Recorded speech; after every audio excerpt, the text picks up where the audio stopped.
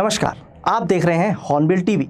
छत्तीसगढ़ की खबरों के हिंदी बुलेटिन हमर छत्तीसगढ़ में मैं उत्पल आपका स्वागत करता हूं।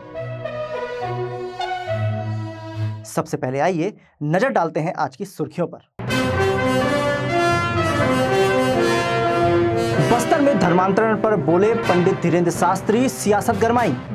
कोरिया में युक्तियुक्तकरण के खिलाफ शिक्षकों का प्रदर्शन, काउंसलिंग का किया विरोध। बिलासपुर के शनिचरी बाजार में भीषण आग, 2 दर्जन से अधिक दुकानें जलकर खाक। प्रधानमंत्री पर अभद्र टिप्पणी, कांग्रेसी नेता बृजमोहन सिंह के खिलाफ मामला दर्ज। रायगढ़ की आइस फैक्ट्री में भीषण ब्लास्ट, संचालक की मौत, सहयोगी घायल। मुख्य समाचारों के बाद अब खबरें विस्तार से। बिलासपुर के एक सामाजिक कार्यक्रम में पहुंचे पंडित धीरेन्द्र शास्त्री ने धर्मांतरण को लेकर बड़ा बयान दिया, जिससे प्रदेश की सियासत गर्मा गई है। उन्होंने कहा कि भारत में सबसे ज्यादा धर्मांतरण का खतरा बस्तर में है। शास्त्री ने यह भी कहा कि वह जल्द ही जसपुर के कुनकुरी में एशिया की दूसरी सबसे बड़ी चर्च के सामने कथा करने जा रहे हैं। उनके इस बयान के बाद प्रतिक्रिया देते हुए पूर्व मंत्री अमरजीत भगत ने कहा कि साधु संतों से आग्रह है कि वे अपने निर्णयों पर पुनः विचार करें, ताकि समाज को शांति और दिशा मिले। देखिए, तो साधु संत ऋषि मनीषी ये लोग सामान्य जनजीवन से इनका सोचने का करने का अंदाज ऊंचा रहता है। आग्रह है इनसे कि आप जो करने जा रहे हैं उसमें पुनः विचार करें और आपके प्रयास, आपके सभा, आपके प्रार्थना से जनमानस को शांति मिले, लाभ मिले, एक दिशा मिले, यही आग्रह है। वहीं पूर्व विधानसभा अध्यक्ष धर्मलाल कौशिक ने कहा कि जब धर्मांतरण होता है तो सनातन धर्म मानने वालों को पीड़ा होती है, केवल सरकार इसे नहीं रोक सकती, समाज को भी जागरूक होना होगा। उन्होंने साधु संतों की भूमिका को महत्वपूर्ण बताया और उनके प्रयासों का स्वागत किया। देखिए, सनातन धर्म को मानने वाले जो संत हैं, निश्चित रूप से धर्मांतरण होगा तो उनको पीड़ा होगी। केवल सरकार धर्मांतरण को रोके ये संभव नहीं होगा। समाज की भूमिका महत्वपूर्ण है और ऐसे साधु संतों का समाज में बड़ी मान्यता है। समाज जागरूक होगा तो धर्मांतरण अपने आप रुकेगा और इसलिए कथा के माध्यम से, पद यात्रा के माध्यम से साधु संत हमारे यहाँ सब करते रहते हैं और हम उनका स्वागत करते हैं। साथ ही साथ में जिस प्रकार से कांग्रेस का बयान आते हैं तो वास्तविक में ये तो कुछ कर नहीं पाए, ना कुछ करने वाले हैं, केवल घड़ियाली आंसू बहाने वाले लोग हैं। एक तरफ उनको प्रमोट करने वाले लोग हैं और दूसरी तरफ घड़ियाली आंसू बहाते हैं। पीड़ा कांग्रेसियों को नहीं होनी चाहिए कि हमारे संत क्या बोल रहे हैं, ये मतलब उनकी पीड़ा झलक रही, उनका दर्द झलक रहा है। यदि कोई धर्मांतरण को रोकने के लिए कोई काम कर रहे हैं तो कांग्रेसियों के ये अंदर से उनके जो कहा जाता है ना कि वो मन की आवाज़ उनकी आ रही है, तो ये मैं समझता हूँ कि इनको इस विषय में धर्मांतरण के पक्ष में रहे या उसके विपक्ष में रहे, लेकिन साधु संत यदि कोई कर रहे हैं तो मुझे लगता है उनको अपने काम करने देना चाहिए। कोरिया जिले के बैकुंठपुर में आज शिक्षक साझा मंच के बैनर तले बड़ी संख्या में शिक्षक जिला शिक्षा अधिकारी कार्यालय के सामने युक्तियुक्तकरण नीति के विरोध में प्रदर्शन करते नजर आए। जिले में अतिशेष शिक्षकों की काउंसलिंग की जा रही है, जिसका शिक्षक विरोध कर रहे हैं। उनका कहना है कि इस प्रक्रिया से जबरन तबादले किए जा रहे हैं। प्रदर्शन के दौरान नारेबाजी भी की गई। प्रशासनिक अधिकारी मौके पर पहुंचे और समझाइश देने की कोशिश की, लेकिन शिक्षक अपनी मांग पर अड़े रहे। अतिशेष शिक्षकों को काउंसलिंग होने वाली है और इसके लिए पूर्व सूचना भी हम दिए थे कि हम काउंसलिंग का बहिष्कार करेंगे, लेकिन हमारे अनुमति भी हमको प्राप्त नहीं हुई और जो अतिशेष जो शिक्षक हैं, अतिशेष शिक्षक के काउंसलिंग का हम बहिष्कार करने के लिए आज हम सब यहाँ पे एकत्रित हुए हैं और शासन प्रशासन से हम मांग करते हैं कि हमारा जो जायज़ मांग है सेटअप 2008, वो सेटअप 2008 हमारा मांग हमारा पूर्ण हो, इसके लिए आज हम सब यहाँ पे करते हैं। ये साथियों, ये तो बहुत बड़ी विडम्बना है। विद्वानों की कमी नहीं है छत्तीसगढ़ सरकार में, और 2008 में पहले भी उन्हीं भारतीय जनता पार्टी की सरकार थी, उन्हीं के विद्वानों ने शानदार 2008 का सेटअप तैयार किया गया था शिक्षा गुणवत्ता को ध्यान में रखते हुए। आज फिर उन्हीं की सरकार है। कौन सी ऐसी बातें सामने आ गई कि युक्तियुक्तिकरण करना पड़ रहा है। अच्छा, विरोध इस बात का हम कर रहे हैं कि पुराने टीचर हमारे जो हैं 2008 के अनुसार आज उनको क्यों हटाया जा रहा है, और जो गुणवत्ता और क्वालिटी की जो बात कर रहे हैं, ऐसे में कैसे आएगी। या तो सिर्फ 2 ही सिस्टम वो अपनाएं, बड़े गुरुजी छोटे गुरुजी का नाता नीति है वो रखें, और कागजी कार्रवाई जो करेस्पॉन्डेंस है गवर्नमेंट का, जो पत्राचार है वो टोटल बंद करें। जो जानकारी चाहिए जाती है वो मासिक जानकारी है, वन डे घंटे का टाइम ना हो, गुणवत्ता इस प्रकार से नहीं आएगी। इसलिए हम हमारे जो पुराने साथी जो हो रहे हैं, इसलिए हम उसका विरोध कर रहे हैं। बिलासपुर के सिटी कोतवाली थाना क्षेत्र अंतर्गत शनिचरी बाजार में बुधवार तड़के भीषण आगजनी की घटना सामने आई, जिसमें 2 दर्जन से अधिक दुकानें जलकर खाक हो गई।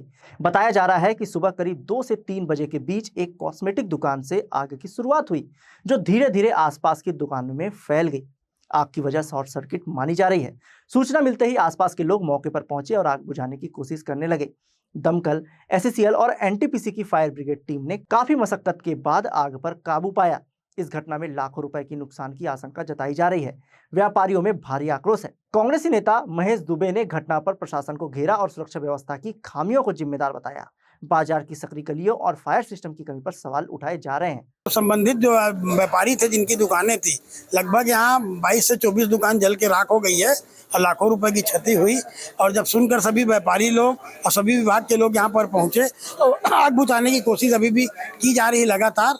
फायर ब्रिगेड के भी लोग आए, नगर निगम के भी लोग आए और सभी व्यापारी यहाँ पर पहुंचकर इस दुख की घड़ी में सब व्यापारी के साथ खड़े होकर इस आग को बुझाने के कार्य कर रहे हैं। दोस्त की फोन आई रात को 3:30 बजे कि दुकान में आग लग गई है, आ जाओ। तो आए हैं तो देखे तो पूरी आग लगी हुई थी और दमकल आई, फिर बुझाना चालू किए तो 20-22 दुकानों में आग लगी है।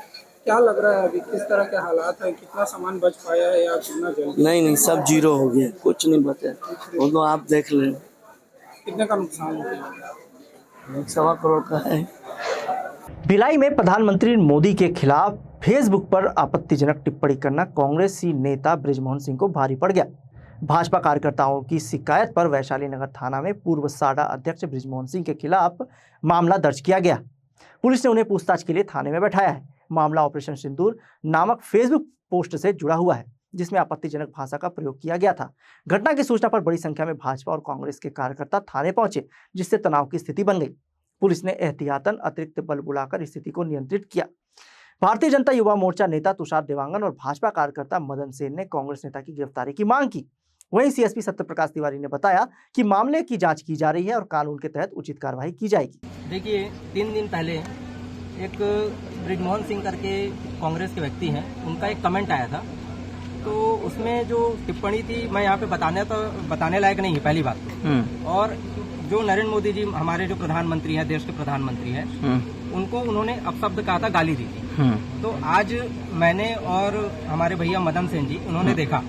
देखने के बाद हमको ऐसा लगा कि ये बहुत ही निंदनीय है और हम जिस समाज में रहते हैं उस लायक नहीं है, बिल्कुल भी नहीं है। तो हमने आज मदन भैया और हमारे पूरे भारतीय जनता पार्टी भिलाई जिले की पूरी जो टीम है, हमने सभी लोगों ने आकर FIR करवाया है बृजमोहन सिंह नाम के व्यक्ति के ऊपर, जो कि शांति नगर का निवासी है भिलाई का। हिरासत में ले लिया गया है क्या? कुछ कार्रवाई की मांग करते हैं आप लोग? अभी FIR हुआ है और जो धाराएं लगी हैं उसके आधार पर ये निर्णय लिया गया है कि उस व्यक्ति को गिरफ्तार तो कर लिया गया है, लेकिन अब कुछ और भी विवेचनाएं होनी है। कौन कौन सी लगी है, स्पष्ट कीजिए आप। धारा लगी है 353, उसमें 1B और C, और 353B, ये दोनों लगी हुई है। देखिए, राजनीति में आलोचना होनी चाहिए, लेकिन उसका भी एक मर्यादा है, उसका भी एक सीमा है। कोई भी वरिष्ठ पदाधिकारियों को इस तरह से जो शब्दों का जो उपयोग किया गया है वो अशोभनीय है। निश्चित तौर पर मैं इसका निंदा करता हूँ। भारतीय जनता पार्टी की ओर से हम उसके खिलाफ में FIR कराने आए हैं, थाने में पहुंचे। बृजमोहन सिंह जी के द्वारा सोशल मीडिया में कुछ अश्लील और आपत्तिजनक टिप्पणी की गई थी, जिसमें कथित रूप से माननीय प्रधानमंत्री जी का भी नाम था। उप संदर्भ में प्रार्थी तुषार देवांगन की रिपोर्ट पर वैशाली नगर थाने में एक प्रथम सूचना पत्र दर्ज किया गया है और प्रकरण में अग्रिम कार्रवाई की जाएगी। रायगढ़ के कोतवाली थाना क्षेत्र अंतर्गत लाल टंकी के पास स्थित सुभाष आइस फैक्ट्री में बुधवार दोपहर भीषण ब्लास्ट हो गया। घटना में फैक्ट्री संचालक संजय सहगल की मौके पर ही मौत हो गई, जबकि उनका सहयोगी अमन गंभीर रूप से घायल हो गया। अमन को इलाज के लिए RL हॉस्पिटल में भर्ती कराया गया है। बताया जा रहा है कि सिलेंडर के फटने से यह हादसा हुआ, जिसकी आवाज से क्षेत्र में हड़कंप मच गया। सूचना पर थाना प्रभारी सुखनंदन पटेल मौके पर पहुंचे और जांच शुरू की। सबको पोस्टमार्टम के लिए जिला अस्पताल भेजा गया है। मेरे को पापा ने फ़ोन आया, बोले एक्सीडेंट हो गया है। तो संजय भैया का ऐसा ऐसा हो गया है। तो जब मैं यहाँ पे आया तो गैस सिलेंडर फटा हुआ बताया कि गैस सिलेंडर फट गया है, पूरी बॉडी कुछ पार्ट्स अलग हो गए हैं। तो फिर तुरंत हॉस्पिटल लेके गए, चेकअप वेकअप हुआ। तो उसके बाद फिर वहीं डॉक्टर के सामने कितने लोग रहे? भैया 5-6 लोग तो थे यहाँ पे, बहुत लोग भीड़ हो गई थी। कितने बजे की घटना है? लगभग 1:30-2 बजे के आसपास की। कितने लोग घायल के नाम करें? मेरे हिसाब से भैया घायल दो लोग हुए हैं, संजय भैया और उनका स्टाफ का क्या नाम था? स्टाफ का आइडिया नहीं मुझे। और कोई इसके अलावा मुझे और ध्यान नहीं है मुझे। ब्लास्ट कैसे हुआ कुछ मालूम है? भैया गैस सिलेंडर जो वो अपन एक्सचेंज करते हैं ना, एक सिलेंडर दूसरे सिलेंडर में डालते हैं, जो एक्सीडेंटल केस होता है वो करते हैं, उनका एक्सपीरियंस अच्छा खासा। लेकिन किसी कारण से लीकेज हो गया तो फिर वो फट गया सिलेंडर। अपना लाल टंकी के पास रानीपारा मोहल्ला है, जहाँ पर सुभाष आइस फैक्ट्री संचालित है, जिनके संचालक संजय सहगल जी के द्वारा फैक्ट्री में अपना काम किया जा रहा था। उसी दौरान जो है अचानक कंप्रेसर वगैरह फटने से दुर्घटना हुआ था, जिसमें उनको इलाज के लिए KGH हॉस्पिटल भर्ती कराया गया था, जहां इलाज के दौरान उनका मौत हो गया है। साथ ही उनके सहयोगी अमन करके उनको भी चोट आया है, जिनको आर्यर हॉस्पिटल में इलाज के लिए भर्ती कराया गया है। मौके की घटने की सूचना मिलती है, मौके पर FSL टीम के साथ यहाँ पर पहुंचे हुए हैं। बाकी आगे इसकी जांच विवेचना की जा रही है। दुर्ग जिले में जल संकट की बढ़ती स्थिति को देखते हुए प्रशासन सक्रिय हो गया है। मोर गांव मोर पानी अभियान के तहत आज जनपद पंचायत दुर्ग में पंचायत सचिवों और सरपंचों के लिए कार्यशाला आयोजित की गई। इस दौरान जल संरक्षण और संवर्धन के उपायों पर विस्तार से जानकारी दी गई। कार्यशाला का उद्देश्य ग्रामीण क्षेत्रों में जल स्तर बनाए रखना और लोगों को जागरूक करना है। जनपद अध्यक्ष कुलश्री देवांगन और नोडल अधिकारी गौरव मिश्रा ने जल प्रबंधन को लेकर आवश्यक दिशा निर्देश दिए। यह अभियान छत्तीसगढ़ सरकार की एक महत्वपूर्ण पहल है। आज दुर्ग जनपद सभागार में मोर पानी मोर गांव महाअभियान के तहत प्रशिक्षण रखा गया है। इस प्रशिक्षण के माध्यम से ग्राम पंचायत के जितने भी उपस्थित सरपंच, सचिव, रोजगार सहायक और हमारे समूह की दीदियों की उपस्थिति है। मोर गांव मोर पानी महाअभियान के तहत गांवों में छोटे छोटे गड्ढे, सोख्ता पीट और अलग अलग तरीके से पानी को जमीन के अंदर पहुंचाने का प्रयास हमारी सरकार द्वारा की जा रही है। और यह अभियान भविष्य के पानी की किल्लत को देखते हुए यह अभियान बहुत ज़रूरी है और बहुत ही अच्छा अभियान हमारी सरकार द्वारा चलाया गया है, ताकि भविष्य में पानी की कमी ना हो और सभी को पानी पर्याप्त मात्रा में उपलब्ध हो। मोर गांव मोर पानी महाअभियान का अभी हम लोग क्लस्टर लेवल पे ट्रेनिंग दे रहे हैं। इसमें हम लोग पूरे 73 ग्राम पंचायतों को 4 क्लस्टर में बांटे हुए हैं। आज 2 क्लस्टर का ट्रेनिंग हुआ है, 2 क्लस्टर का कल होने वाला है। इसमें ग्राम पंचायत से सरपंच, सचिव, रोजगार सहायक और महिला संगठन की 2 महिलाओं को बुलाया गया है। साथ ही हमारे जनपद पंचायत से अध्यक्ष मैडम और जितने भी सदस्य हैं वो सभी भी आए हुए हैं, इसमें ट्रेनिंग में सम्मिलित हैं। हमको ये बताना है कि ग्रामीणों तक ये जागरूकता लाना है कि किस प्रकार से वर्षा जल जो बह के निकल जाता है उसका संचयन, उसका संवर्धन करना है। तो उसका क्या प्रभाव है उसके संवर्धन के और संरक्षण के, उसके संबंध में आज हम यहाँ पर ट्रेनिंग दे रहे हैं सभी गाँव वालों को, ताकि ये जाएं और अपने ग्रामीणों को भी जागरूक कर सकें। विश्व पर्यावरण दिवस के उपलक्ष्य में नगर निगम दुर्ग द्वारा एक प्रेरणादायक ड्राइंग और पेंटिंग प्रतियोगिता का आयोजन किया गया। दुर्ग निगम सभागार में आयोजित इस कार्यक्रम में 100 से अधिक बच्चों ने भाग लिया और अपनी रचनात्मकता के माध्यम से पर्यावरण संरक्षण को संदेश दिया। प्रतियोगिता का उद्देश्य बच्चों में प्रकृति के प्रति प्रेम और जागरूकता पैदा करना था। बच्चों ने कैनवास पर वृक्षारोपण, स्वच्छता, जल संरक्षण जैसे विषयों पर सुंदर चित्रकारी की। इस आयोजन में नगर निगम महापौर सभापति श्याम शर्मा, पार्षद साजन जोसेफ सहित अनेक अधिकारी एवं कर्मचारी उपस्थित रहे। सभी बच्चों को 5 जून को नगर निगम द्वारा प्रमाण पत्र देकर सम्मानित किया जाएगा। ड्राइंग करते हुए बच्चों की लगन और पर्यावरण के प्रति समझ ने कार्यक्रम को जीवंत बना दिया। यह आयोजन बच्चों को प्रति जिम्मेदार नागरिक बनाने की दिशा में एक अहम कदम साबित हुआ।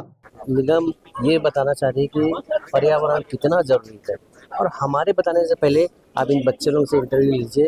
एक बच्चा पर्यावरण के लिए कितना जागरूक होते जा रहा है। आने वाली जो पीढ़ी है वो निश्चित रूप से पर्यावरण के लिए बहुत अच्छा काम करेगी और सफाई के लिए वो अपना पूरा डिटेल बता रहे हैं कि हम जो चित्र बना रहे हैं उसमें पूरा पर्यावरण और सफाई के लिए उन्होंने जोड़ दिया है। हाँ, मैसेज दिया हुआ है, बहुत जागरूक है। और कभी भी आप दवाई लेंगे तो जो कड़वी दवाई होती है ना, वही सूटेबल होती है। और नगर निगम भी कुछ कठोर कदम उठाने जा रहा है इस सफाई व्यवस्था के लिए। निश्चित तौर से हमारे नगर निगम ग्रुप के द्वारा बहुत अच्छी शुरुआत है और इसके लिए मैं हमारे यशस्वी प्रधानमंत्री जी को मैं धन्यवाद देता हूं, जिन्होंने 2014 में एक छोटा सा स्वच्छता अभियान के रूप में उन्होंने जो बहुत बड़ा मैसेज दिया था, उन्होंने जिससे पूरे भारत देश में एक तरह से क्रांति है इस विषय में कुछ करना सब लोगों को, जिसके अंतर्गत आज हम लोगों ने एक ड्राइंग कंपटीशन का आयोजन किया 3 तारीख को, जिसमें बच्चों की सोच को हम धरातल पे कैसे लाएं, ये विषय रहेगा हमारा। और 5 तारीख को हमारे बोरसी 51 नंबर वार्ड जहाँ से मैं पार्षद हूँ, वहाँ पे 200 वृक्ष लगाने का हमने कार्यक्रम किया हुआ, जिसमें सम्मानीय विधायक, सांसद और पूरा प्रशासन वहाँ पर रहेगा। चाहती हूँ जो प्लास्टिक पड़े रहते हैं झिल्ली, प्लीज़ उसको मत फेंकिए, क्योंकि गाय खाती तो मर जाती है। आधे से ज़्यादा ये केस हो रहा है, प्लीज़ मत फेंकिए, एनिमल्स को बहुत प्रॉब्लम होती है और बर्ड्स को। अर्थ को बचाने के लिए प्लास्टिक से कैसे बचा सकते हैं अर्थ को, उसके बारे में बनाएंगे। इसमें ड्राइंग में क्या क्या आपने उकेरा है? हमने पौधे लगाए और उसके दूसरे साइड में हम लोग कैसे बचा सकते हैं अर्थ को पॉल्यूशन और प्लास्टिक से। हम लोग कैसे यूज कर सकते हैं, प्लांट्स सेव करना चाहिए हमको, वाटर को, plant more trees, reduce use and recycle and use green energy. विश्व पर्यावरण दिवस के ऊपर बनाया है। तो क्या कहते हैं बच्चे save plant save earth. Competition में हिस्सा लिया, क्या मैसेज देना चाहती है आप? पेड़ बचाओ जीवन बचाओ। अक्सर विवादों में घिरे रहने वाले आकाश सिंघल एक बार फिर अपनी कारनामों की वजह से जेल की हवा खा रहा है। सूत्र बता रहे हैं कि आकाश सिंघल कोल माफिया है, जो अपनी ऊंची पहुंच का हवाला देकर अक्सर लोगों से विवाद करता है, जिसके खिलाफ प्रदेश के अलग अलग जिलों के थाने में पैसे के लेन देन सहित मारपीट के मामले दर्ज है। वहीं अब आकाश सिंघल को मारपीट और गाली गलौज करने के मामले में तोरा पुलिस ने गिरफ्तार कर जेल भेज दिया है। जानकारी के अनुसार देवरी खुर्द में रहने वाला आकाश सिंघल अपने घर में ग्लास रेलिंग लगाने का काम यदुनंदन नगर में रहने वाले मोहम्मद साबिर को दिया था, जिन्होंने अपना काम पूरा करने के बाद जब पैसे लेने आकाश सिंघल के घर गए तो आकाश काम ठीक नहीं किए हो बोलते हुए मोहम्मद साबिर को अश्लील गाली गलौज देते हुए उनके साथ मारपीट करने लगा। इस बात की शिकायत पीड़ित ने तोरवा थाने में दर्ज कराई थी। प्रार्थी ने अपनी शिकायत में आकाश सिंघल पर जान से मारने की धमकी और जबरन पैसे वसूलने जैसे कई गंभीर आरोप लगाए थे, जिसके बाद तोरवा पुलिस ने आरोपी आकाश सिंघल को गिरफ्तार कर जेल भेज दिया है। सूत्र बता रहे हैं कि जैसे ही पुलिस कोयला व्यवसायी आकाश सिंघल को थाने लेकर पहुंची, आकाश को छोड़ने थाने में कई रसूखदारों का फोन गनगनाने लगा और कई नामी वकील भी थाने पहुंच गए, पर आकाश सिंघल को जेल जाने से कोई नहीं रोक पाया। बताया जा रहा है कि आकाश सिंघल पहले भी कई लोगों के साथ ऐसा कर चुका है। अपने आप को शहर के रईस जादों में गिनने वाला आकाश सिंघल गरीबों का निवाला छीनकर ऊंची हरकत करने वालों पर आमादा है। ये मोहम्मद साबिर हैं, यदुनंदन नगर के रहने वाले।